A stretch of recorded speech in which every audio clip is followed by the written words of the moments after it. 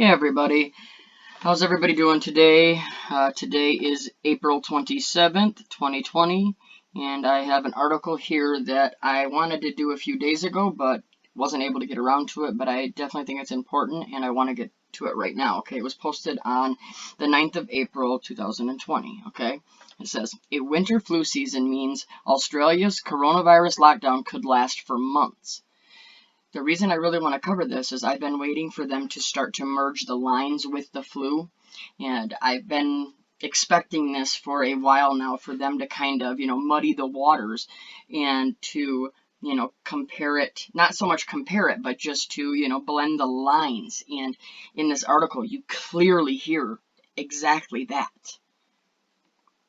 All right, here we go. Leading health experts believe the looming flu season means Australia's tough social distancing laws will not be lifted for several months, despite the New South Wales government considering easing of restrictions in May. The number of COVID-19 infections has declined, but experts warned lifting the lockdown could spark an influenza outbreak. Okay, so lifting could spark a flu outbreak, okay, right?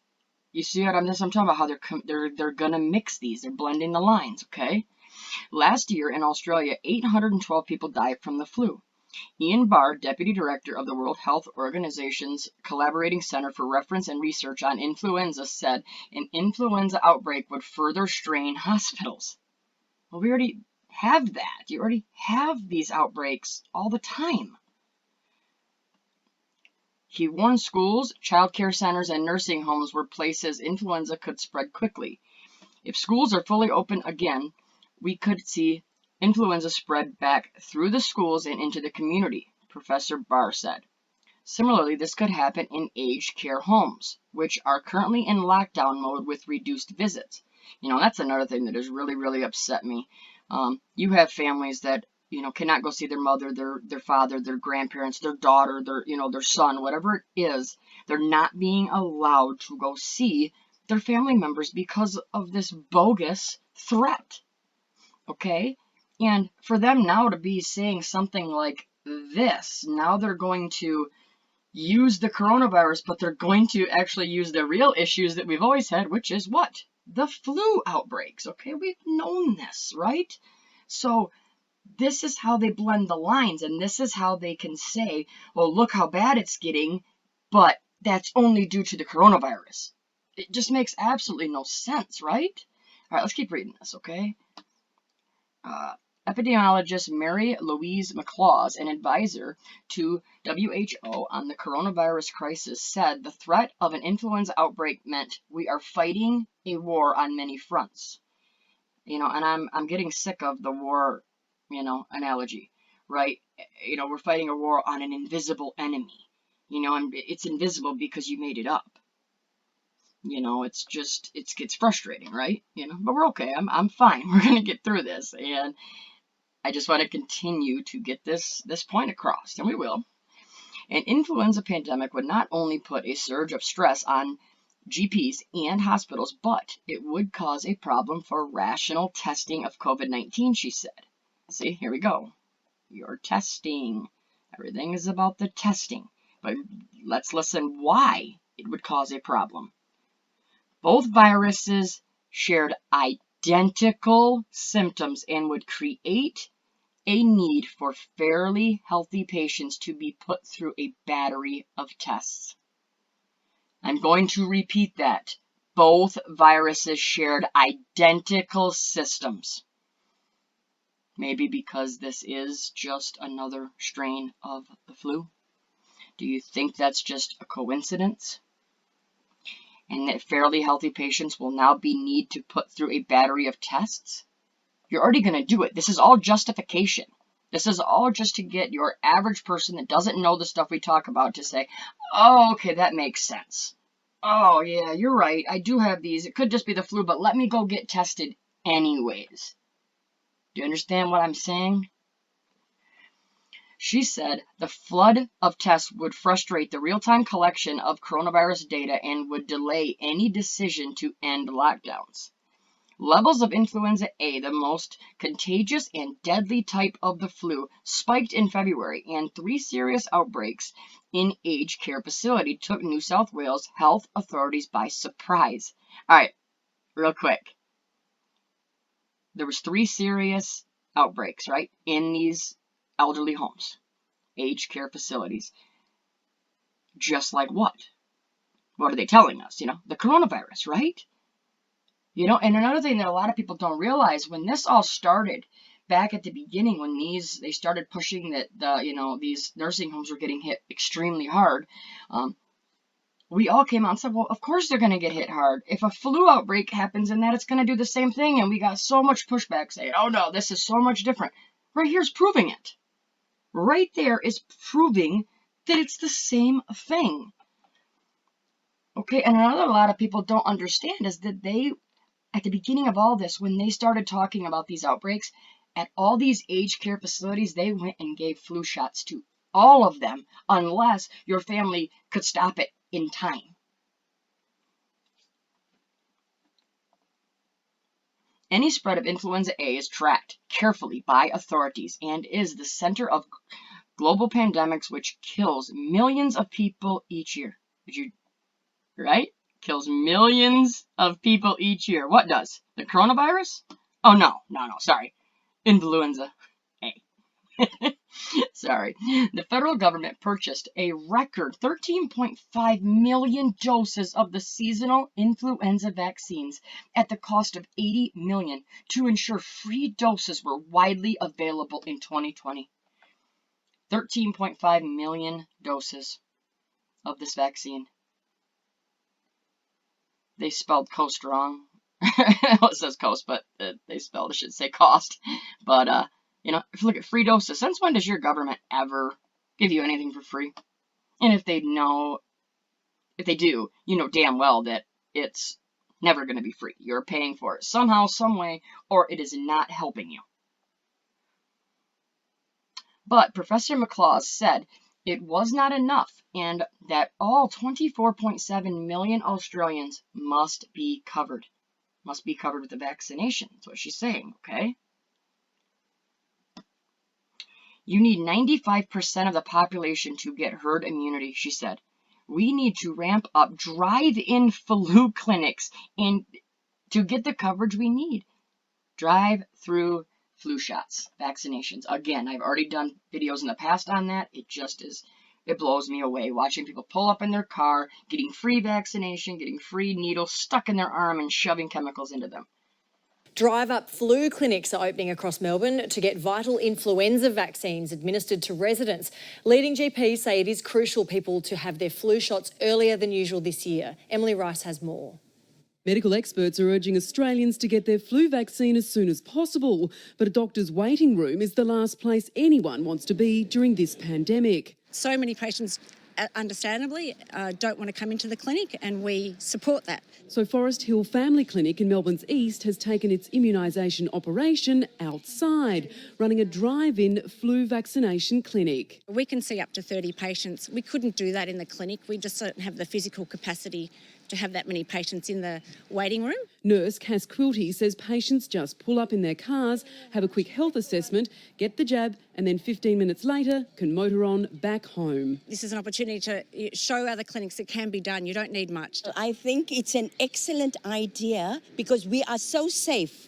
We're not mixing with anybody. You're sitting in your car, you're having your flu injection, and you're fine. The Royal Australian College of General Practitioners is urging all Australians to get their flu shots as soon as possible from their doctor. This year, because of the coronavirus, it changes everything. We've got capacity now to deliver the flu vaccinations, so we're asking people to do it a little bit earlier this year. The vaccine is free for over 65-year-olds, children under 5 and other at-risk groups. Patients really do need to ring their practices up and work out which arrangements they've got, because it won't be like last year where people could all roll up and sit in the waiting room and wait to have their flu vaccinations done. The Australian Medical Association urged all Australians to help prevent influenza by scheduling a flu vaccination with their doctor. Everything, it comes back to the vaccinations. I think that's Keen Singh Lim, president of AMA NSW, believed the winter flu preparation showed Australia was not out of harm's way. He said evidence from the coronavirus outbreaks in Italy and China proved lockdowns needed to be enforced for several months to be effective. Okay, but we know that's not correct now. We've seen what's happened in Sweden. They did no lockdown, and they are right, in the same position. They're not far behind. It wasn't drastically different. So this talk of a lockdown that has to be done was complete BS. It's difficult to predict the severity of flu seasons ahead of time. We have to plan for the worst, he said.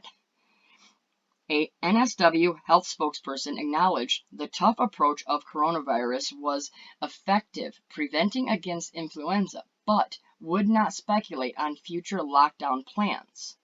They said the government was offering free flu vaccines to people over 65, young children, pregnant women, and indigenous people through GPs. It's just sick. They're always going after the young, the old, the weak, the poor. Dr. Singh Lim said physical distancing laws in Australia were so far slowing the spreads of infection, which we know is not true. It's not. The spread is stopping because there is no true threat besides the ones that we know we have, like the flu, and they are very deadly. I stress that point. Like, none of us have ever said that this is not a threat. We say it is not what they're telling you that it is. Yesterday, there were 2,733 confirmed cases of COVID-19 in New South Wales, with 39 new cases added to the tally, the lowest daily count in the state since March 16th. Okay, so even with your own numbers, I'd say if that's happening, it's time to let people out of their homes. Everyone is adapting, and adaptation is key to survival. Dr. Singh Lim. One weekend of parties and fun could put us back months. We just have to keep being boring. Can you believe this? Adapting and adaptation is the key to your survival. So if you don't adapt and listen to us and stay in your home, guess what? You're not going to survive. That's very, very prudently put in there, just like that, to tell you, you better listen. And look at this. Look how I love how they always have to do this. One weekend of parties and fun could put us back months. Put us back months to what? We know that the mortality rate is nothing like you said it was. So if that is the case, none of it matters anymore. You don't do it for the flu. You don't do it for the chicken pox. You don't do it for any disease that is very contagious. We don't shut down the world, crash economies, starve people out of their homes, and take away every emotion and, part of love that we've ever had. They are talking today. I was listening on the radio just to a local station, and they're talking to some lady, and she says, she's a doctor, and she said, this is going to be the new normal. We just need to realize that handshakes, hugs, and kisses just won't be happening anymore.